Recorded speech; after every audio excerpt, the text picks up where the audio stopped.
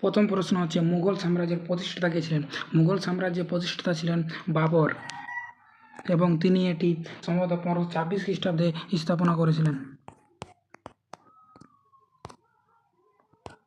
পানিপথের প্রথম যুদ্ধ কত সালে হয়েছিল? পানিপথের প্রথম যুদ্ধ 1526 খ্রিস্টাব্দে বাবর এবং ইব্রাহিম লোদির মধ্যে হয়েছিল।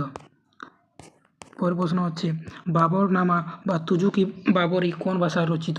বাবরনামা বা তুজুকি বাবরি তুর্কি ভাষায় রচিত। পরের প্রশ্ন হচ্ছে খানোয়ারের যুদ্ধ 1527 খ্রিস্টাব্দে বাবরের সাথে কার মধ্যে হয়েছিল? খানোয়ারের যুদ্ধ 1527 খ্রিস্টাব্দে বাবর এবং রানা সঙ্গের মধ্যে হয়েছিল। পরের প্রশ্ন হচ্ছে হুমায়ুন কথার অর্থ কী? হুমায়ুন কথার অর্থ হইল ভাগ্যবান।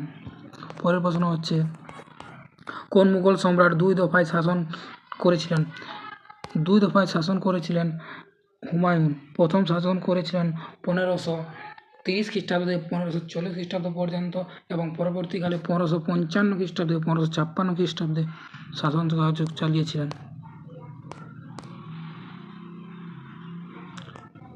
পরের প্রশ্ন হচ্ছে চৌসারের যুদ্ধ 1539 খ্রিস্টাব্দে হুমায়ুনের সাথে কার হয়েছিল?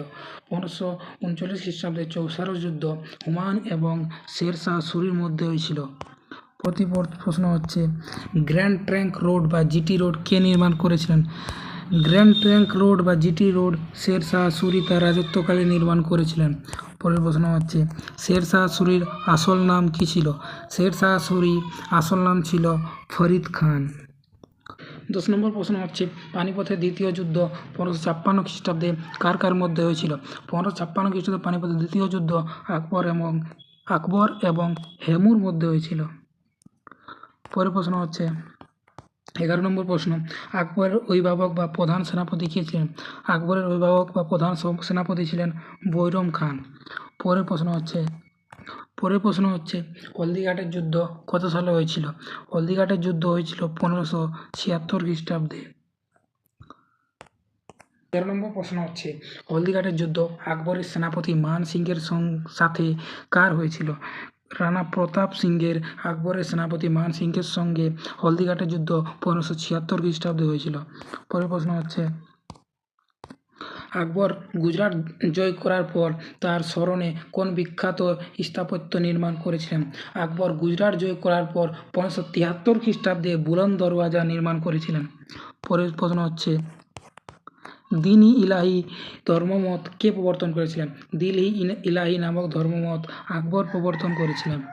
পরের প্রশ্ন হচ্ছে আকবরের রাজস্বমন্ত্রী বা অর্থমন্ত্রী কে ছিলেন? আকবরের সভায় রাজস্বমন্ত্রী বা অর্থমন্ত্রী ছিলেন টোডরমল। পরের প্রশ্ন হচ্ছে আইনি আকবরী ও আকবরনামা গ্রন্থের রচয়িতা কে ছিলেন? আইনি আকবরী বা আকবরনামা গ্রন্থের রচয়িতা ছিলেন আবুল ফজল। প্রশ্ন হচ্ছে 18 নম্বর প্রশ্ন আকবরের সভার বিখ্যাত সঙ্গীতজ্ঞ তানসেনের আসল নাম কী ছিল? তানসেনের আসল নাম ছিল রামতনু পান্ডে। পরের প্রশ্ন হচ্ছে 19 নম্বর প্রশ্ন কাকে মুঘল সাম্রাজ্যের স্বর্ণযুগ বলা হয়? কোন সম্রাটের শাসনকালকে? আকবরের শাসনকালকে মুঘল সাম্রাজ্যের স্বর্ণযুগ বলে ইতিহাস আখ্যাত করেছে। 20 নম্বর প্রশ্ন হচ্ছে কোন মুঘল সম্রাটের বাল্য নাম বা আসল নাম ছিল সেলিম? আকবরের পুত্র জাহাঙ্গীরের বাল্য নাম ছিল সেলিম। পরের প্রশ্ন হচ্ছে 21 নম্বর প্রশ্ন নূরজাহানের পূর্ব নাম বা আসল নাম কী ছিল? নূরজাহানের পূর্ব নাম বা আসল নাম ছিল মেহরুনিসা এবং তিনি জাহাঙ্গীরের স্ত্রী ছিলেন। পরের প্রশ্ন হচ্ছে 22 নম্বর প্রশ্ন কোন শিখ গুরুকে সম্রাট জাহাঙ্গীর মৃত্যুদণ্ড দিয়েছিলেন? গুরু অর্জুন দেবকে জাহাঙ্গীর মৃত্যুদণ্ড দিয়েছিলেন। 23 নম্বর প্রশ্ন হচ্ছে কোন ইংরেজ দূত সম্রাট জাহাঙ্গীরের দরবারে প্রথম এসেছিলেন জাহাঙ্গীরের দরবারে স্যার টমাস রো।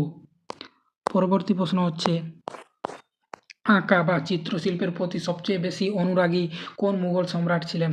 আঁকা বা চিত্রশিল্পের প্রতি সবথেকে বেশি ভালোবাসা ছিল জাহাঙ্গীরের। পরের প্রশ্ন হচ্ছে তাজমহল কোন নদীর তীরে অবস্থিত? তাজমহল যমুনা নদীর তীরে অবস্থিত।